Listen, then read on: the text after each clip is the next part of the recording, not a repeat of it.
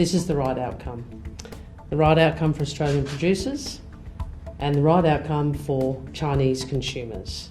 I welcome the development this afternoon that our barley growers and our exporters will now be able to re-enter tariff-free the Chinese market. It's another very positive step in the full resumption of normal trade between Australia and China.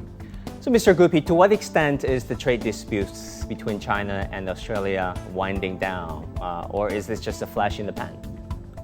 Don't you just love that diplomatic language?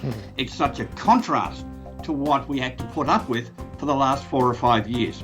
So it means that we're moving towards an end of this dispute, but it's not going to be the same as it was before the dispute started. The policy on both sides is to diversify supply options, so that's going to happen. But this bent towards diplomacy with Minister Wong and Minister Farrell means we're less likely to see a repeat of those aggravating circumstances that led to this frosty environment.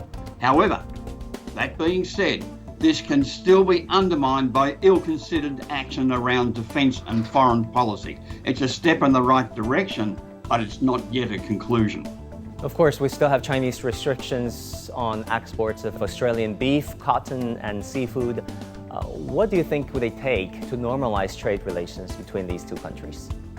Well, I think we have to recognise that some of these restrictions are for different purposes. Now, with beef, for instance, some of the suppliers who have been sanctioned have not complied with China customs import regulations around the labelling of the product. That's an administrative issue, and certainly diplomacy allows those administrative issues to be addressed more easily. In other areas, it will be a continuation of diplomacy and the quiet discussions that will normalise relations. That's what characterises the important change in the relationship between Australia and China at the moment.